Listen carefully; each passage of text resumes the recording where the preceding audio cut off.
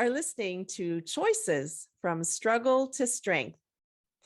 Today, I'm very happy to have Maryann Ward with me. Welcome, Maryann. Thank you so much, Ruth. It's a pleasure to be with you today. So, Maryann, tell us what you are passionate about and why.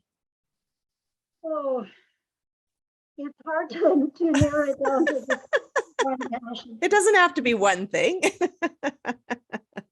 I guess my main passion is just seeing people come into relationship with Jesus and just explore to the fullness what that means and just live life as he intended, just growing and just developing in their unique personalities and giftings. And I think that's my greatest passion is I just love seeing people just step into themselves and just begin to a girl I was mentoring yesterday, she said, I feel like I'm on a swing, just the freedom of just going back and forth in the wind. And I think that's almost what it's like when people step into their God destiny. There's such an ease. There's no struggle to it. You're just going with the flow of what God intended. And I love to see people enter into that. Yeah. But that doesn't mean there's no struggles, correct? Correct. There's a to get there swinging, you have to pump your legs. You have to lean back against the chains and you have to work. And then you get to a point where you can just relax and swing. But you'll lose momentum after a while unless there's still struggle, unless you still push your way through. And I think that's life too. You have these places where things just seem to flow. And then other places like, I'm tired of pumping already, like and leaning into this. But yeah. So share your story about some of the struggles that you have encountered. Generally, or my biggest struggles have been me, the internal me, the internal negatives, and just overcoming that. I was a suicidal alcoholic for many years, and just mental illness was a huge struggle for me for a long time. Also in those years, I entered into a marriage and dysfunction, Mary's dysfunction. And so dysfunctional relationships and just growing and working through that. My husband and I just celebrated 50 years. So congratulations. With God, we can work through those things, right? But I think the greatest struggle has been my internal struggle, and still is actually, just to overcome negative mindsets. Or I've been saying in the last several months, I can't afford to waste time nursing any negative thought to anybody, right? Like to somebody else. And yet in the last couple of days, I had a lot of negative thoughts towards me. And it was last night that it was, you can't afford to have any negative thoughts with anybody, including you.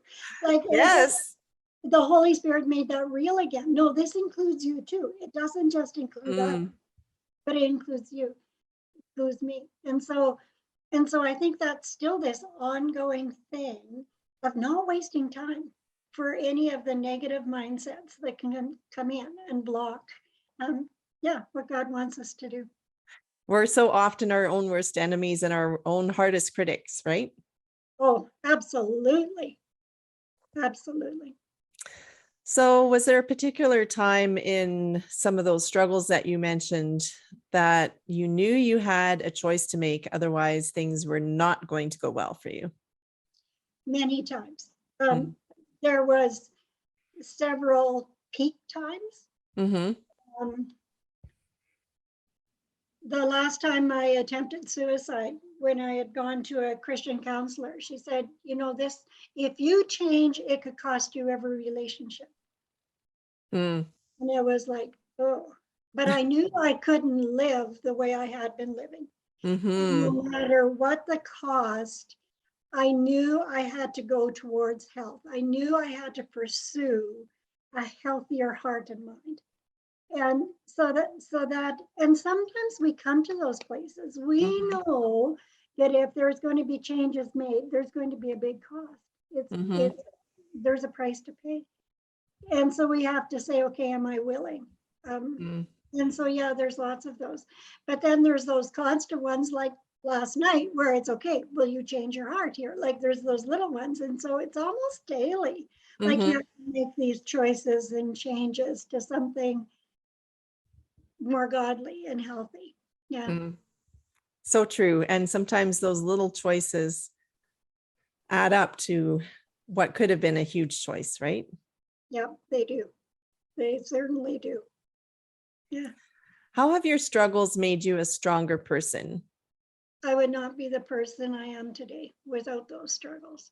I went a few years ago, I was able to go on a missions trip to Cambodia to work in sex trafficking. And it wrecked me. It took me a long time to get over that little mission trip. But my own violations through the years prepared me to minister honestly and transparently and openly, and to receive with a different heart as I was there ministering. And it's the same with struggling through marriages, or, just your own failures, those places where you've just hit the roadblock over and over and over again and haven't been able to overcome. When you finally do, you realize you've developed the tools that you need that you can pass on to somebody else. And so it's not only how we become better people, but through it, God equips us to help others overcome and work through. And it's like you're along the road. We're all still on the road. None of us have reached the other side, but we're a little bit farther ahead of somebody, and we can say, come on, you can do it. You can make it here. Yeah. We really do need each other, don't we?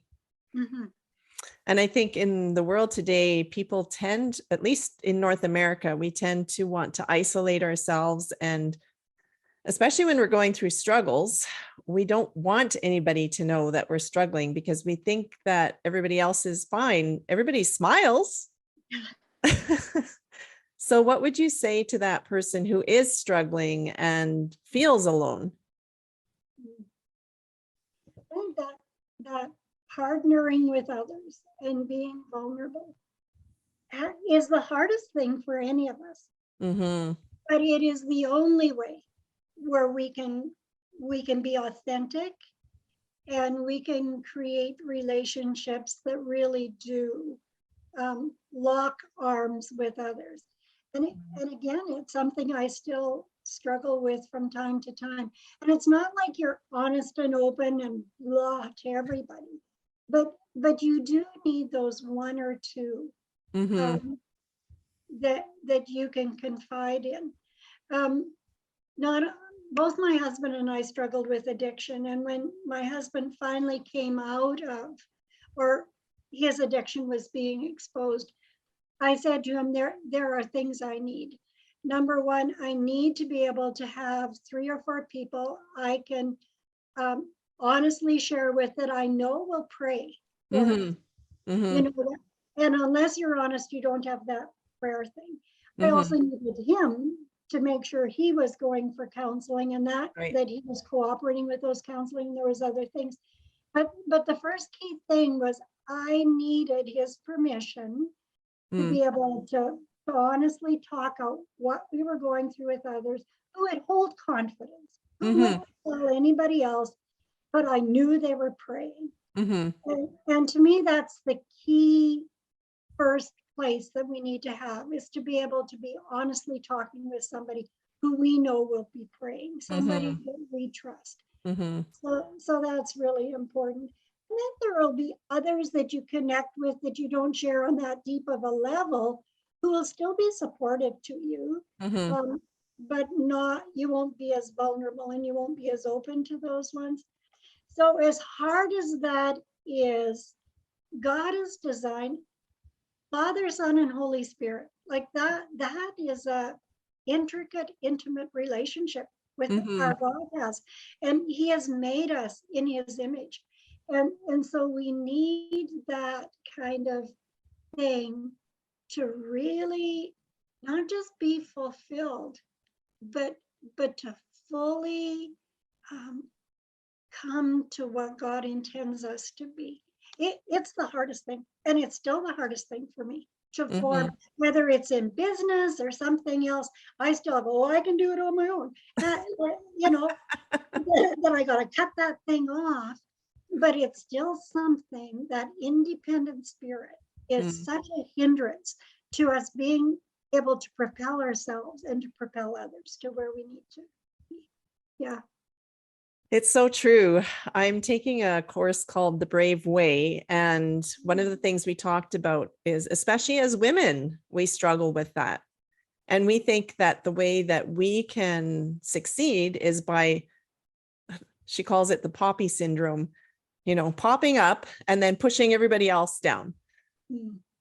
And we don't need to do that. We need to collaborate and allow everyone to shine. And when we lift others up, we all rise. So thank you for encouraging us to do that. That's so true. I love that kind of illustration. Very good. Yeah. So we talked about how your struggles have made you a stronger person. What doors of opportunity have opened to you because of your struggles? Even now, I continue to mentor other women and walk them through inner healing. And to me, that's so powerful. I just feel like I get to sit back, listen, and God does the work when we're together. And it's my favorite kind of thing. And that wouldn't be possible if I hadn't walked that journey myself. I get to preach and speak and write. And of course, all of those experiences really impact. And even in very strict teaching environments, when I'm able to be vulnerable there too. And it so impacts others when, you know, you take off your Sunday best and they see the, ooh, what's underneath it, right?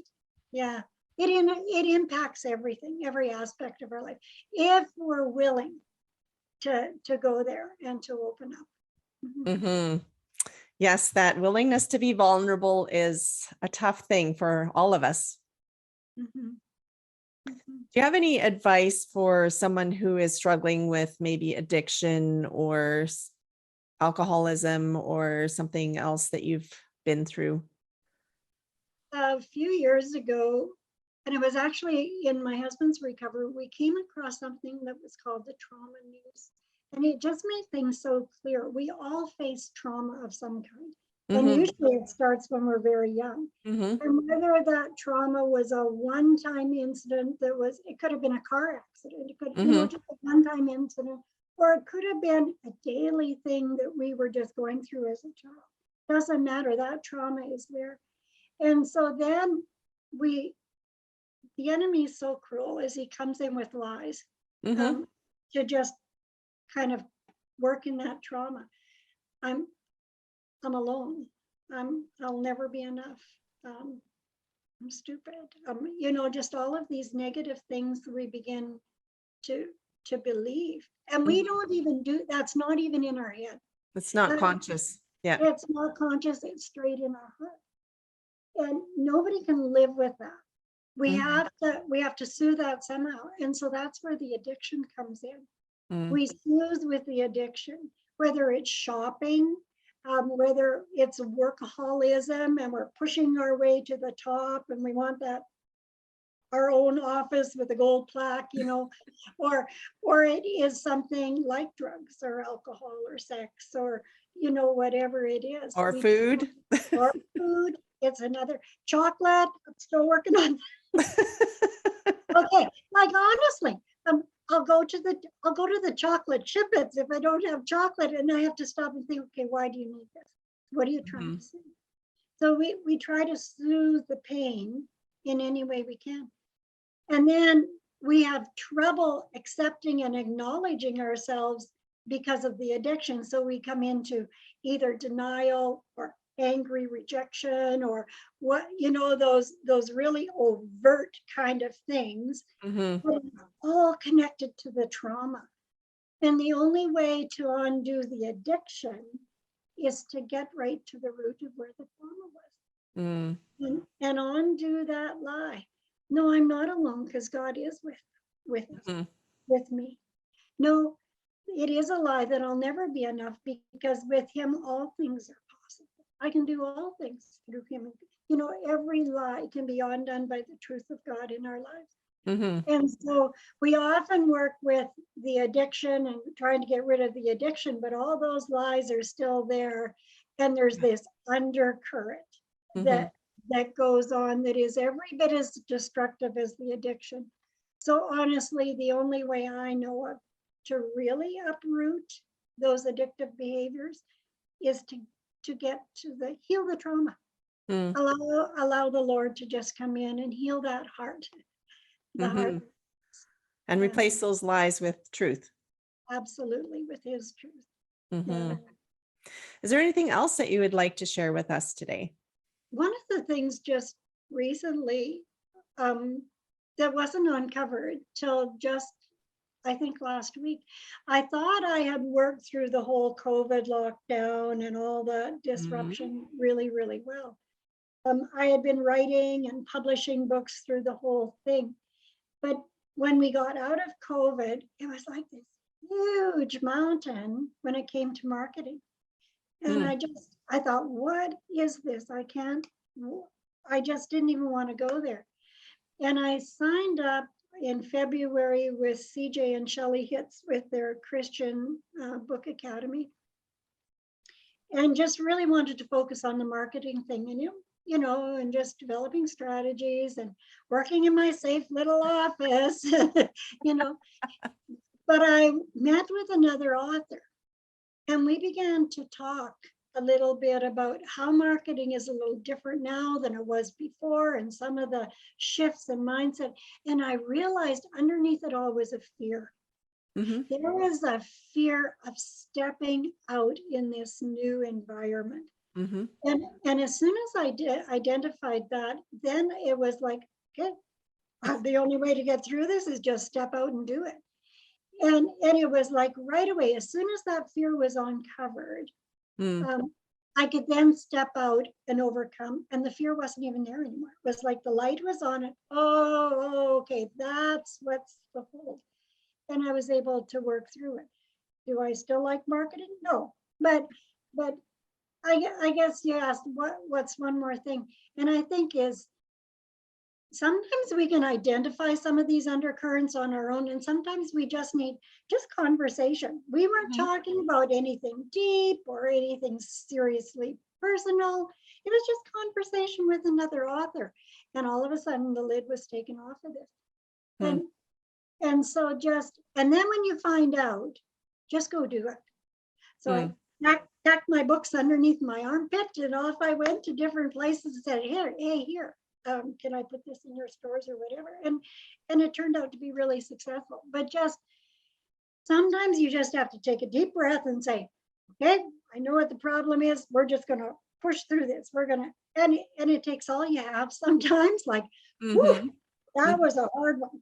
But sometimes we just have to put on our running shoes, take off the bedroom slippers, put on our running shoes, and just get out there and do whatever it is we know is the next step. And that's just in writing, but we all have a next step to do. Right. So whatever that next step is, to just, okay, square your shoulders back, and I'm going to do this.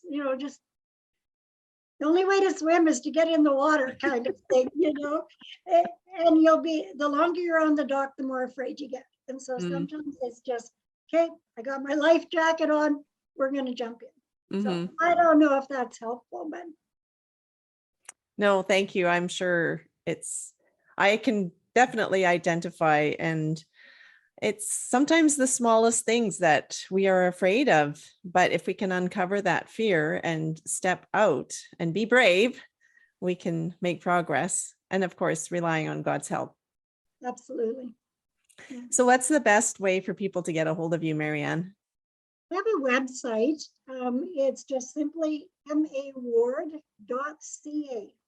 Yeah, Great. Well, thanks for being with me today and for sharing from your heart. I appreciate knowing you, and I know other people will benefit from connecting with you as well. thank you so much, Ruth.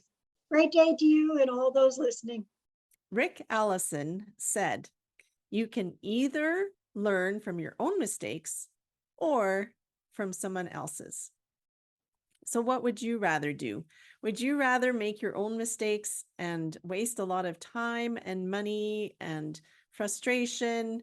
Or would you rather learn from someone who has made mistakes already and can save you time and money and provide a system and strategies to help you get where you want to go? I am a book coach. I help entrepreneurs write, publish, and profit from their books. And I can help save time, save money, and provide those systems and strategies that you need to get your book written, to get your book published, and to get your book into the hands of people who are waiting for it. If you'd like to learn more, I invite you to sign up for a free strategy session with me. You can find that on my website at ruthlsnyder.com.